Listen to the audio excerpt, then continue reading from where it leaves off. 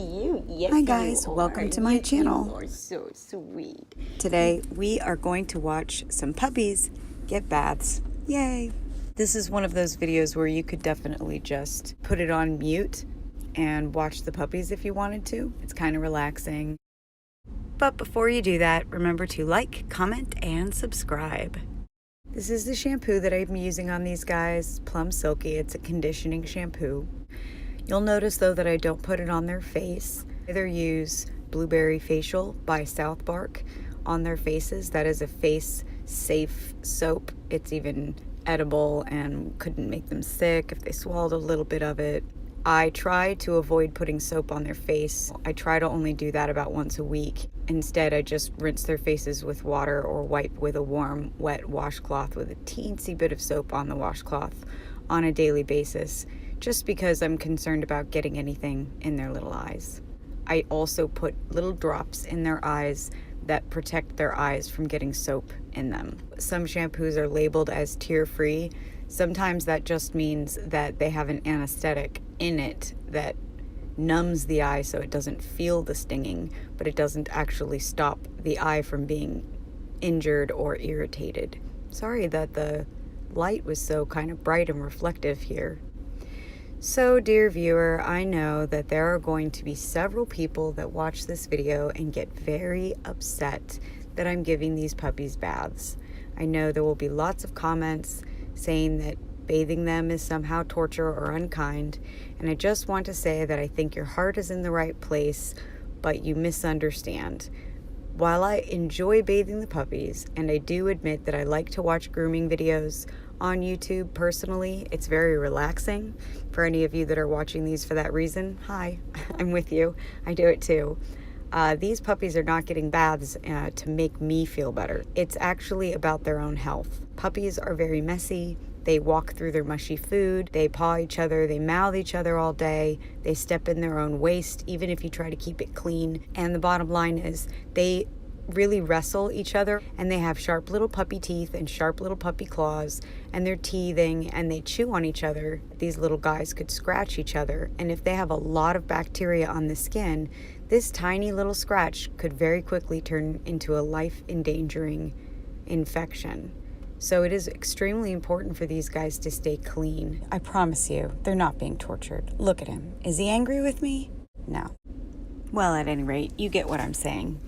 Also, for all of you dog and puppy owners, I do want to say, don't tell yourself that the most important thing in the world is protecting your dog from discomfort.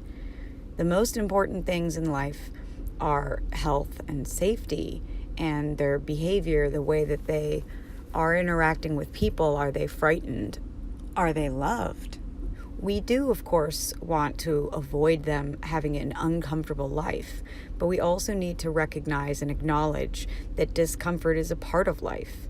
And it's really important for us to make sure that we are helping our little guys overcome this kind of discomfort so that it doesn't become something that manifests itself in neurotic or unhealthy behaviors. It isn't cruel to give them a bath because it might potentially cause them a little bit of discomfort. They get so much love and attention and affection that they really learn that it's not such a bad thing anyway, because they are going to have lots of baths in their lives. They will need to be groomed, and it's really important to expose them to the grooming process immediately, to do it with love and gentleness in a really safe way so that they learn to associate this with happiness. So now that we've cleared that up, I will say that I do like to keep them as comfortable as possible in the process. I keep the water nice and warm. I keep the ambient air temperature in the room warm. I even pull the towels out of the dryer after tumbling them on really low, just so that they're a bit warm when the puppy gets nice and dried off. And you can see they like the towels. They always enjoy that part. They get excited when they see them. Another interesting thing that I've noticed that really helps quite a bit is making sure that the puppies have not recently been fed. If they've eaten, say, 15 minutes, 20 minutes, maybe an hour before, all of their blood is in their intestines trying to help them digest. You know, their new little bodies don't quite know what they're doing yet.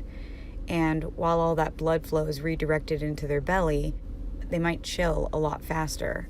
And if their blood flow gets redirected to trying to go to their muscles so they can shiver, so that they can not get too cold, then they actually will get little tummy aches because they won't be able to digest their food properly. So this is just something that I've learned over the years. I try to give them a bath about 2 hours after they've eaten, which means that it really has to be done at a specific time because they eat about 4, sometimes 5 times a day right now. So you have to squeeze it in there. It's all about schedules. If you bring a dog or a new puppy home, you'll learn that pretty quickly. Sticking to a schedule really helps. It helps with training. It helps with understanding what their needs are so that you can meet them properly.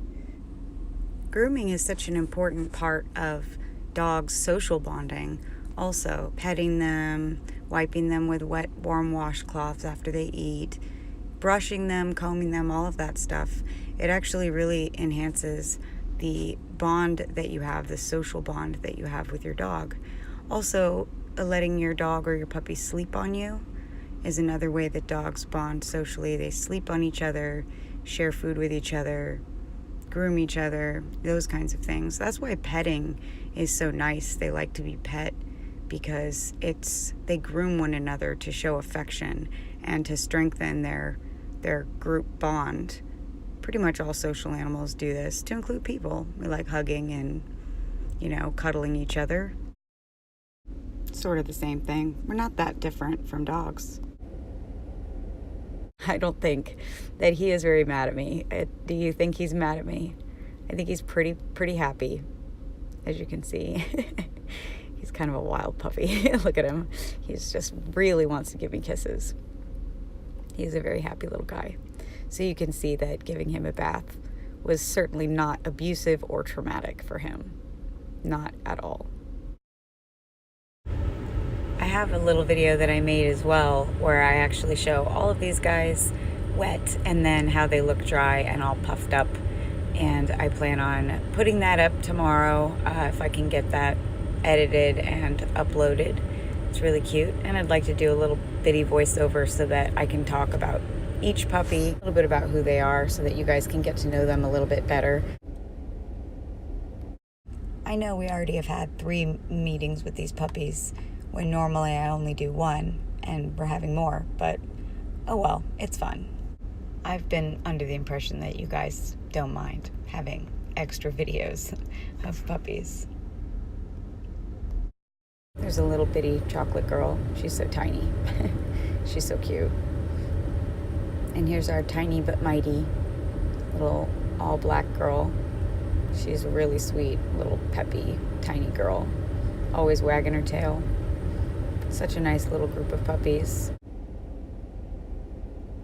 The big guy, the one that was all giving me kisses, and his sister was doing the same thing, I think, in a clip a little earlier. They look bigger than everybody else because they're about 2.5 weeks older than everybody else. What's funny is that they're actually going to be smaller than everyone else. But it's amazing. In just 2 weeks, they grow so much. So the puppies that were kissing me earlier, you can see are about the same size as this guy. And this guy's the biggest in the other litter. And the other 2 are about 2.5 weeks older. And it's amazing how much they grow in just a week. It's really incredible. They grow so fast. But the other guys those 2 black puppies are going to be probably, I would guess, maybe 12 pounds adults. Whereas the rest of these guys will be somewhere between 17 and 20 pounds as adults. Except for the little chocolate girl. I would imagine she'll be about 15 pounds like her mama. But the 2 crazy puppies were, father is a toy poodle, and he's just like the world's happiest little dog. He's pretty much like that all the time. I really think towel drying these guys is relaxing. Same with grooming.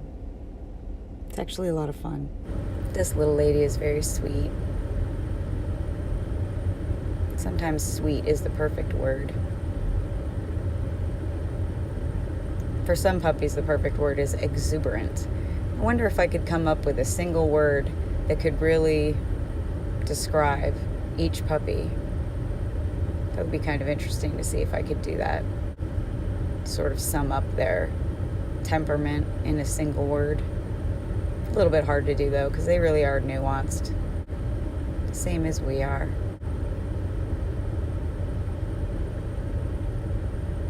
I think one of the best things about raising puppies is watching them grow. You know, they're these little tiny things that are born into your hands. Tiny and helpless, and you know, they completely depend on their mom and you, and their mom, of course, depends quite a bit on you. Get to watch these little guys grow up and just their unique little personalities come out as they get older. And it's always just a miracle. I know that sounds a little bit cliche, but it's always such a little miracle to watch them. I always feel the same way about my children, which is probably why I have 6 children. And so we can kind of generalize and we can categorize, but each little puppy has his or her own little quirks that make him or her really special. I think that anybody that's owned dogs knows that every single dog you've ever owned, they're all different and they all have their own uniqueness about them that sort of make them who they are. They're definitely not little robots. It's not like a squirrel. If you've ever raised a squirrel, I've raised a few abandoned squirrels in my life, and when you raise them, they're all the same. They all act like squirrels, they all think like squirrels, they all do squirrel things. But dogs are not like that. Dogs really are different. I could probably just be feeling like that because I'm a dog person though. But I don't know. I've always felt like dogs and horses were a little bit more nuanced and complicated and individual. I don't know. What do you guys think? Any animals that you think sort of have their own individual personalities? They're similar in the way that they are as a group, but any other animals that you think sort of have the same indications that they have a soul the way that humans do, that they're individual, thinking little things? Let me know in the comments. I'm curious to know what you guys think. Of course, I could just be the only weirdo that ever thinks about this stuff, but probably true. But yeah, tell me what you guys think. There's one study out that actually suggests that human beings are just really, really, really domesticated great apes, which is kind of an interesting idea. I guess being domesticated definitely has its perks. I mean, if it's true for people, it worked out, and it definitely worked out for dogs. Dogs are one of the most plentiful species on Earth because they've made themselves so important to people. They're definitely important to me. I think a lot of us. Well, I bet you guys are pretty excited about the puppies. For those of you that are going to be bringing one of these babies home, pretty exciting. Find out which one of the little black females. I suppose most of you are getting the little black females. Which one? Which one? Hopefully you guys liked this video. Sort of just puppies being washed. I have to give them baths like this constantly, actually. They get a bath probably every other day. Sometimes more when they first wean because they're so messy. I think a lot of people don't understand how much work actually goes into raising a litter of puppies because it is really beyond a full-time job. They are really time-consuming unless you throw them in a box in a garage somewhere. The tail is wagging. The tail is wagging. She's got a sweet little white patch on her chin, just so cute. Just like this little tiny puppy soul patch. Those eyes. She has those sad puppy eyes. She was like, I'm out of here. She was trying to get out of the bath. She was like, I'm not having this. Trying to wash their little bellies. Always have to check because sometimes they get little pieces of toy, if they've ripped up toy or fuzz, and they get it sometimes trapped in their fur. And I always have to check to make sure there's no threads or fuzz or anything packed in their paws or anything else, any other lovely surprises, food, bits of fur, and just let them be. But that's not a good way to raise puppies at all. And if they're in your house and they're with you all the time, which is how it should be, they do require almost constant attention and care in order to keep them clean and experiencing all the things the right way and safe, because they are pretty curious little things. I don't want to necessarily say there's always a right way and always a wrong way to raise puppies.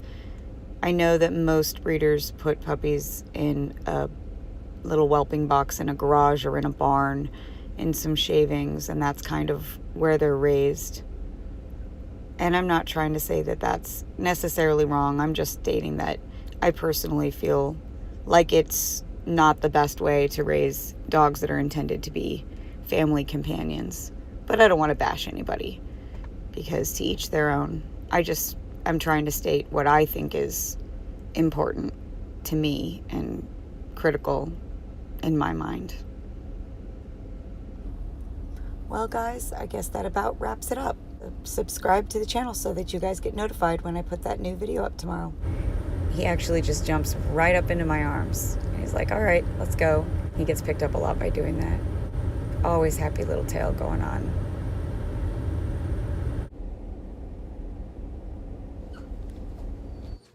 Poof. Poof. Hello.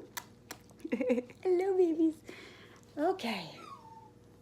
All right, go ahead.